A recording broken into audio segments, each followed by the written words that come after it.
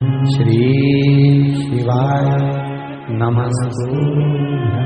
सोमवार के दिन भगवान शंकर को अगर जल चढ़ाया जाता है तो हमारे घर में शीतलता का अनुभव होता है कि आपके यहाँ अगर धन की कमी पड़ रही है, पैसा नहीं आ रहा, व्यापार नहीं चल रहा, दुकान नहीं चल रही, धंधा नहीं चल रहा, नौकरी नहीं लग रही, सर्विस नहीं लग रही, तो हमने बार बार आपको कहा है एक दिया बेलपत्री के पेड़ के नीचे लगाओ घी का, और एक दिया शंकर के मंदिर की चौखट पर लगाकर, बार बार आपको कहा, उस पर विश्वास रखकर लगाओगे, सुख मिलेगा, आनंद की अनुभूति होगी। जब तुम्हारा हृदय दुखी हो जाए, तुम्हारे भीतर तुम्हें लगे कि आज मुझे अच्छा नहीं लग रहा, बहुत दुनिया के लोगों ने मेरे साथ बुरा कर दिया, मैं कष्ट में हूं, मेरा काम नहीं हो रहा, मेरी तकलीफें बढ़ती चली जा रही, तब शंकर के उस नंदीश्वर महादेव का नाम स्मरण कर कर शंकर के शिवलिंग का दर्शन नंदी के पास बैठकर करिए। उसका फल आपको जो मिलेगा आप जिंदगी भर नहीं भूल पाओगे कि फल रात्रि है, आपको नहीं मालूम कि आज प्रदोष है, आपको कुछ नहीं मालूम कि आज कौन सी तिथि है, भगवान को जो प्रिय तिथि है उसी देखो मेरा बाबा तुम्हारा हाथ जरूर पकड़ेगा, निश्चित है। अगर बाबा नहीं सुन रहे हैं तो बेलपत्री एक अशोक सुंदरी वाली जगह पर चढ़ाकर दूसरी बेलपत्री बाबा देवादिदेव महादेव को, ये डंडी का मुख अशोक सुंदरी के यहाँ चढ़ाओ तो उत्तर की ओर, ये जो आप बेलपत्र चढ़ाओगे शिवलिंग के ऊपर, इसकी डंडी का मुख भी उत्तर की ओर, और तुम जब बैठो तो दक्षिण में बैठना। कहां पर बैठना? यहां बैठोगे तो यहां से जो पानी बह रहा है, आप कहां बैठोगे? जैसे ये पानी यहां बह रहा है तो तुम्हें कहां बैठना है? इसके इधर, ना तुम्हें इधर बैठना है ना तुम्हें उधर बैठना। कहां बैठोगे? दक्षिण में। दक्षिण में बैठोगे तो तुम्हारा मुख कहां हो गया? जम के बोलो, जम के उत्तर में। तो तुम जब यहां बैठोगे तो ये जो जलाधारी है जहां से पानी बहकर जा रहा है, यहां बैठोगे, और जब आप जल समर्पित करोगे, जल चढ़ाते चढ़ाते एक बार थोड़ा सा आगे बढ़कर जल की धार को अशोक सुंदरी तक लेकर जाना। ये लगभग तुम 2 या 3 महीना कर कर देखो, मेरा बाबा तुम्हारा हाथ जरूर पकड़ेगा, निश्चित है। वो बल उस स्थान से प्राप्त हो। 3 चीजें बड़ी महत्व की हैं शिव मंदिर में। एक, जो दिया लगाकर चले गए, शिवालय में जो दीप लगाकर चले जाते हैं, दिया रखकर चले जाते हैं, वो दिया ठंडा हो जाता है। जब वो दिया समाप्त हो जाए, ठंडा हो जाए, बुझ जाए, ठंडा हो जाए, वो दिया पड़ा रहता है। 3 चीजें शिवालय में हमेशा याद रखो। उन दियों को उठाकर एक जगह पर ले जाकर एकत्रित कर कर बाहर जहां जगह होती हो, डलिया में, खोखे में, वहां रखो। वो रखे हुए दीप जो ठंडे हो गए हैं उनको उठाकर एक जगह पर ले जाकर रख देने से जीवन में कभी विपदा की अगर घड़ी आती है, विपदा की घड़ी से मतलब होता है कोई बड़ा रोग आ गया, कोई एक्सीडेंट हो गया, उस एक्सीडेंट के समय पर एम्बुलेंस भी नहीं आई, कोई नहीं आया, आपने भगवान शंकर के सामने से रखे हुए दिए जो ठंडे हो चुके हैं, जले हुए नहीं, जो ठंडे हो गए, जिनमें ना दीप में कुछ भी नहीं बचा, वो ठंडे हो गए, उनको उठाकर आपने अगर एक और ले जाकर भी रखा है, अगर कोई आपकी विपदा की घड़ी में खड़ा नहीं होता तो वो दीप जिनको आपने उठाकर एक और ले जाकर रखा है देवादिदेव महादेव के मंदिर में, महादेव आपको उठाकर ले जाकर कहीं श्रेष्ठ जगह पर जरूर रखते हैं। बोल बम का नारा है, बाबा उस दीप को रखे। 3 चीजें बड़ी महत्व की। एक, प्रसाद, शंकर के मंदिर का पशुपति व्रत का प्रसाद। एक, शिव मंदिर में रखी हुई जल से भरी हुई बाल्टी, हंडा।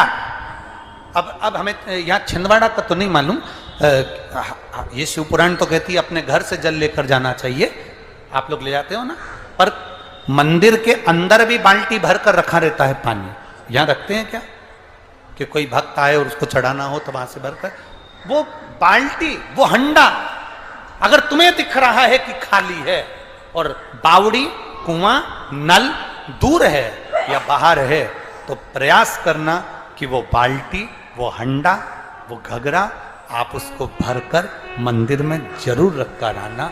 जितने लोग जल चढ़ाएंगे वो जल आपकी ओर से चढ़ा हुआ होगा, उसका फल अपने एक मात्र शिव मंदिर में झाड़ू लगा रही हैं अहिल्याबाई, साधारण सा भाव, केवल एक झाड़ू।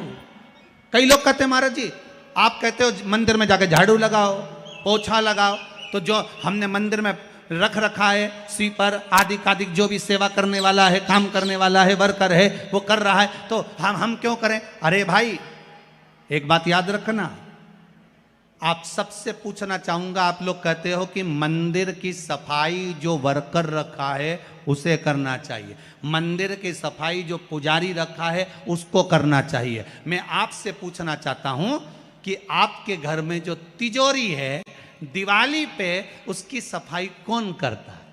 नौकर करता है? अरे बोलते तो जाओ। नौकर करेगा? नहीं। वर्कर करेगा? नहीं। स्वीपर करेगा? नहीं।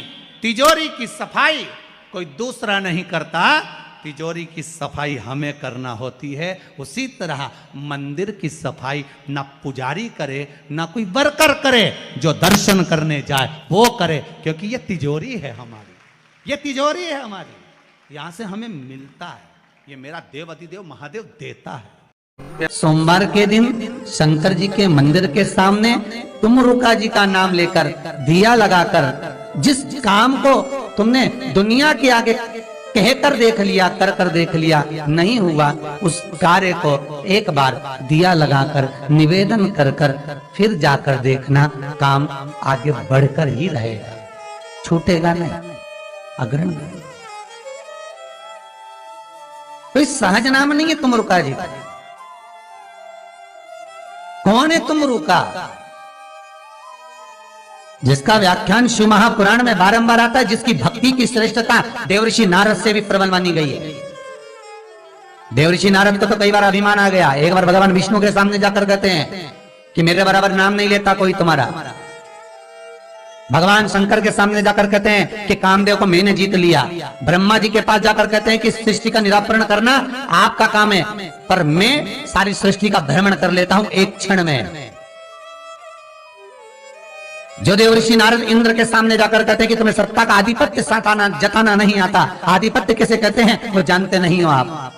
वो देवऋषि नारद जिनके भीतर भजन का बल, तब साधना का अहंकार इतना ज्यादा हो गया था कि देवताओं को भी कई बार देवऋषि नारद को नीचा दिखाने के लिए बंदर का मुख लगाना पड़ा था, अहंकार को छोड़ने। पर उसमें भी प्रबल तुमरुका जी जो शिव महापुराण की कथा कर रहे हैं, उसमें भी प्रबल,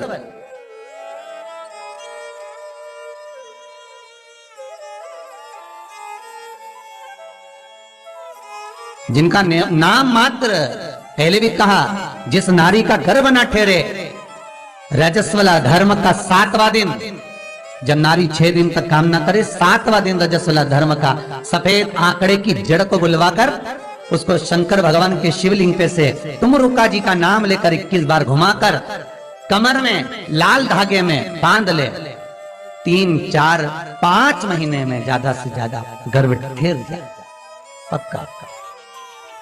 विश्वास रखकर शिव जी का नाम लो, तुमरुका का सुन। बात और अच्छे से याद रखिएगा, कहीं लग जाए आपकी जिंदगी में कि अब मेरा जीवन बहुत नरक सा निकल रहा है, बहुत कष्टमय निकल रहा है, ये बेलपत्री लेना, इस बेलपत्री के बीच वाले पत्ते पर पीला चंदन लगा लेना। कितना लगाना है? बीच वाला जो पत्ता है उस पर पीला चंदन। जब आपको लगे कि मेरा जीवन बहुत कष्टमय, अब ये रोग, अब ये कष्ट दूर ही नहीं हो रहा, अब ये आए दिन तकलीफ पर तकलीफ बढ़ती जा रही है, आए दिन रोग, बीमारी, पैसा घर में बच नहीं रहा, बहुत कष्टमय जीवन है, इसमें लगाओ पीला चंदन बेलपत्री की बीज पत्ती पर। महाराज,